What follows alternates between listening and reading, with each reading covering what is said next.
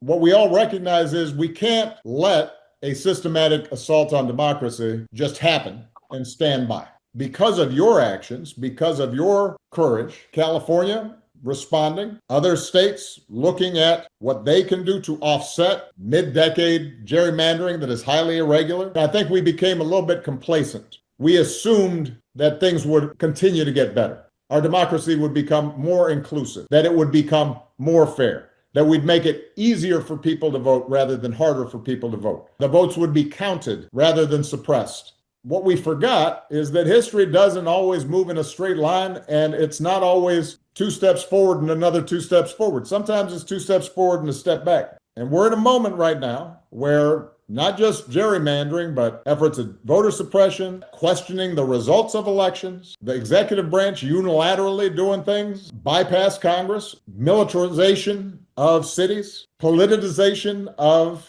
our justice departments and our military. Those are trend lines that remind us that this precious democracy that we've got is not a given. It's not self-executing. It requires us to fight for it. Former President Obama speaking to those Democrats that took off from Texas to keep these folks from redistricting them straight out of all democracy.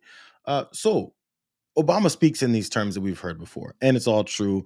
We have to protect our democracy. We're seeing where it's going. It's a fragile state. And on the ground, we need more folks that are doing it. So as we're seeing it happen, I noticed there's this trend line out of California, and Governor Gavin Newsom out there is pushing this response to it in ways that other folks maybe haven't. And there's plenty of issues you can have with Gavin Newsom, but we need this kind of energy.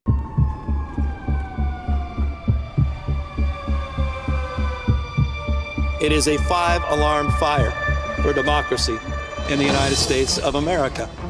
Donald Trump, who's trying to light a torch on democracy, continue to try to rig the election. His agenda is failing. This presidency is failing. He knows the headwinds in a midterm.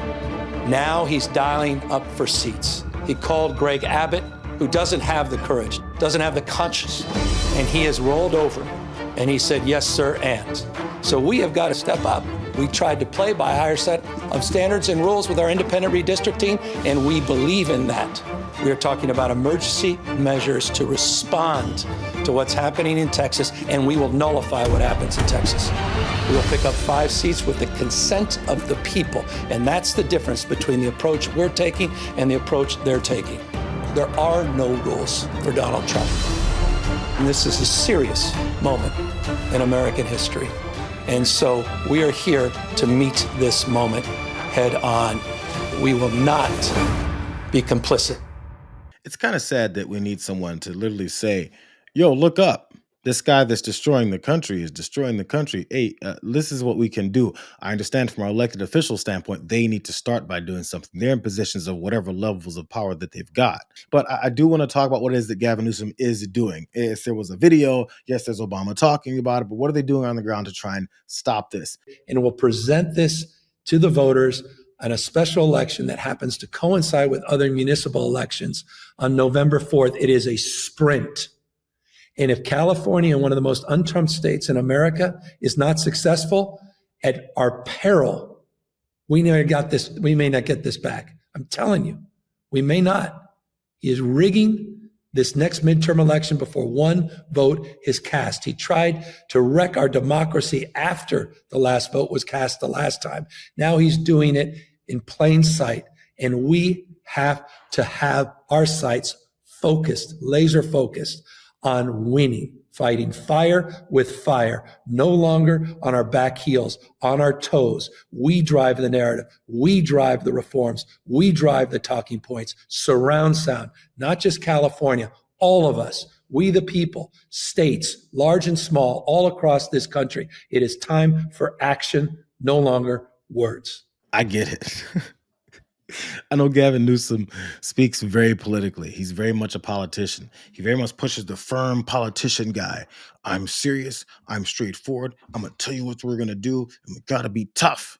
Yes, I know it's the energy that he is projecting that people are supposed to then respond to. And maybe just my pessimistic mind goes, yeah, I know he's doing it for the purpose of igniting someone. I mean, I'm already ignited, so I don't necessarily need that kind of energy for him to try and overly project. Fine. But what he's saying is right. So maybe people who are still asleep, we have to understand that people who are still asleep have to sometimes hear the most obvious things with this kind of energy that for some reason they need a politician to tell them. Because look, the fascist showed up at his event with a border patrol showing up to try and intimidate folks that were outside of it and inside.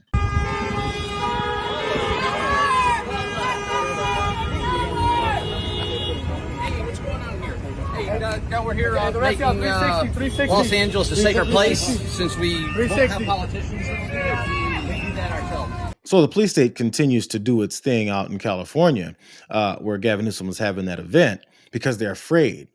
So they need to come out with some kind of force to show that they're actually angry. They're scared little children because they're followed by a scared little baby in the White House. It even had Karen Bass, the mayor of LA, show up and get very upset about this. And now she's on fire too. Not believe that this just happened to be a coincidence. There is no way this was a coincidence. This was widely publicized that the governor and many of our other elected officials were having a press conference here to talk about redistricting, and they decided they were going to come and thumb their nose in front of the governor's face. Why would you do that? That is unbelievably disrespectful. It's a provocative act. They're talking about disorder in Los Angeles, and they are the source of the disorder in Los Angeles right now. This is just completely unacceptable. This is a administration, this is a Customs and Border Patrol that has gone amok.